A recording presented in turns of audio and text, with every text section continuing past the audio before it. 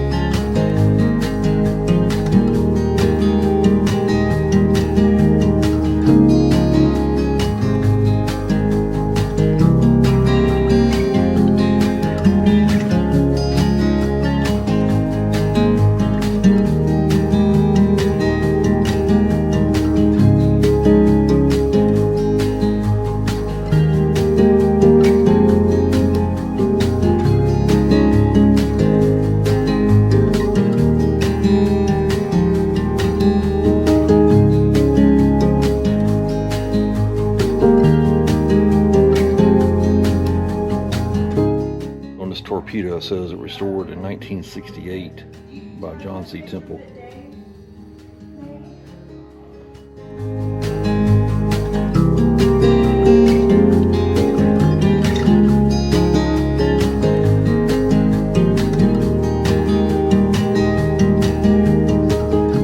thing I noticed when it's 24. Here with Todd Touchberry, his wife. What's the white leather tires? South Carolina. We were supposed to meet on the same day, so they wanted to look at the museum, so. After we finished in the main building, Mark took us across the street to additional displays.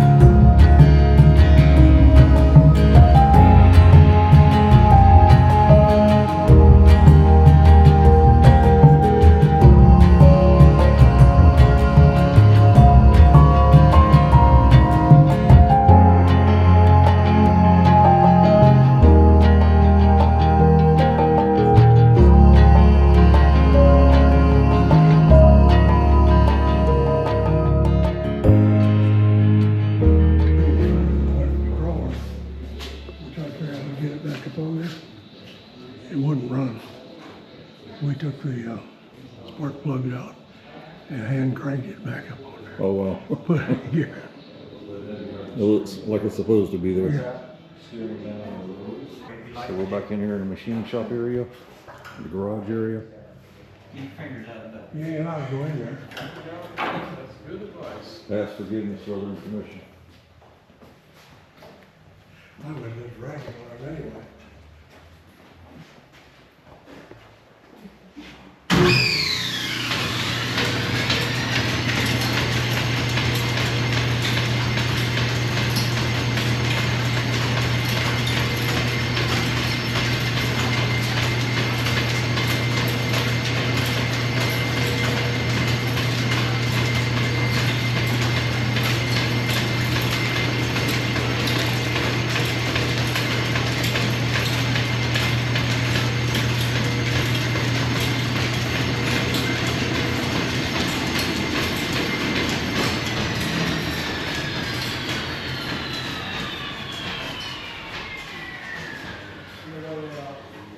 Gordon White Ford Garage Company. Change your direction. Just give it a flip. Keeps it from flapping. Just got what, It's a five good more cutaway engines, engine. We got 5 to do right now. so? 6. Yeah, no, so Original valves. he's in right there too. So are they being ordered I just bought a crankshaft balancer yesterday. Oh, nice. Good. Bought a valve seat machine last week. That's for changing the What What do band. you mean by off-seat? All right, we're in the last part of the museum now. Got one decorated up with lights on it. 24 ambulance.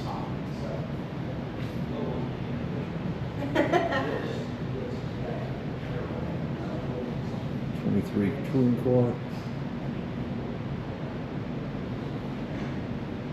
25 Cheer sedan. You see the difference between the sedan and the touring car. Tops on them. And you have a 23 center door, which is kind of rare. So you get right here. I hope y'all can see this. Hinges here and here. Opens this way. Not a lot of room inside of it, really. But that's the way they made them. And we have a truck.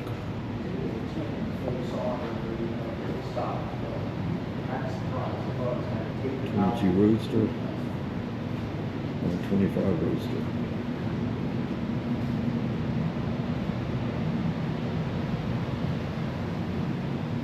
'23 TT tow truck.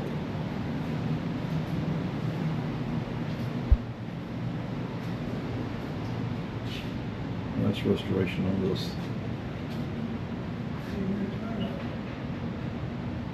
It's got the Beaver crane.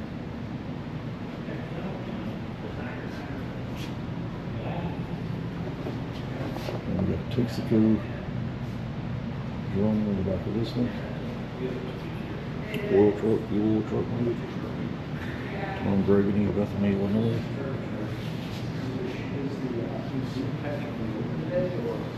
Yeah. 1924. Telephone Pioneers. 1925. Yeah, he's across the street. Oh, is it? Yeah, okay. I'll wait for him to get out the rest. And this is the one they say is haunted. 1922. Mark, can you tell the story on this one? I believe it was a mill truck in Massachusetts. And it was probably the last maybe 10 years ago, it was still being used. And it's supposedly being haunted. That's what I wanted to hear about. I took the picture of, we took it to the Gar Scott house in the middle of the winter. And it ran perfect and did everything what it was supposed to do. Never had any trouble with it. Everybody come back alive, so. Did you have any visits from anyone? No, that's what I'm saying, everybody come back alive. So what is this house? That's the Gar Scott house. That was, they made farm implements. They also made steam tractors here in town. It was a pretty big family. So this is in Richmond? It is. Yeah. It's a beautiful home. Do they do tours? They do.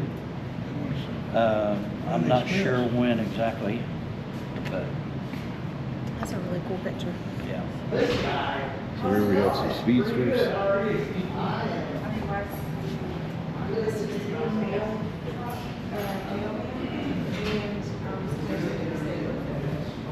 So it says 1919, 1910 style runabout speedster, John Griesenbeck. 1920 style boat tail speedster, the red one. 1930 style boat tail speedster, red. 1940 style yellow boat tail speedster. That'll be this one, owned by Bill Price. A little difference than the engine that we have.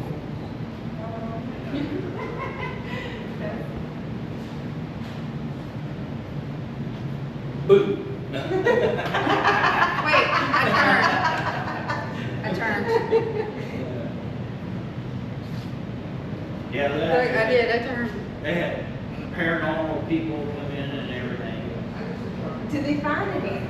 Or I do love these cars right here, this speedster. This is one that Joe Foreman and I helped push in 2 years ago for the homecoming event, which was pretty cool. Only for sit-in. One day, So what you're saying is you're at one day. All right, we're not gonna stand here too much longer. Let's look at the rest of this displays.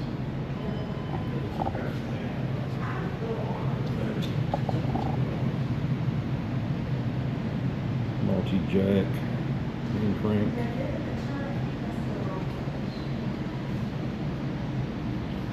That's my favorite plug right there, this Champions.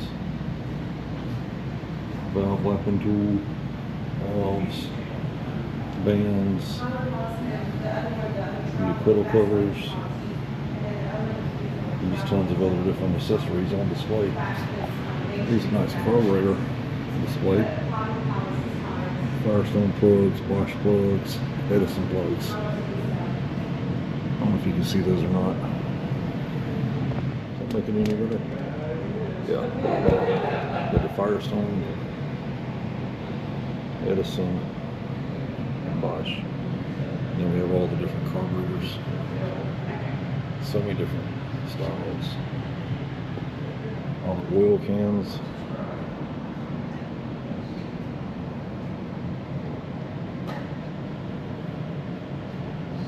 If you own a Model T or know anything about them, you constantly put oil in them.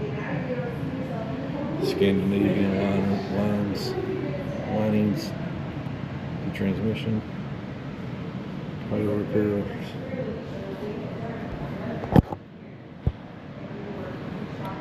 Timers, or commuters, whatever you want to call them.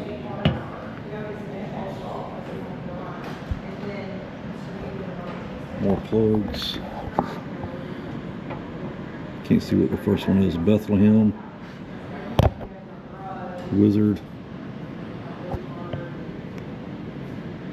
Once I have that, and 2 different Champions. So those are pretty cool. Let's take a closer look at Mr. John's car. I want to ride this one day. Almost as bad as the red Speedster, but I want to ride in this one day. Mr. John told me he would take me for a ride.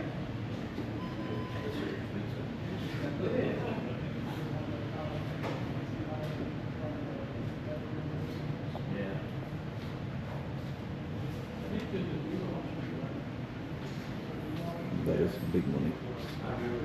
Big money.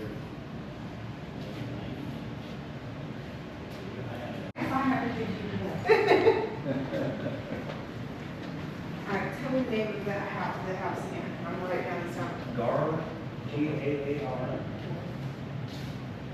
I will say to tell him.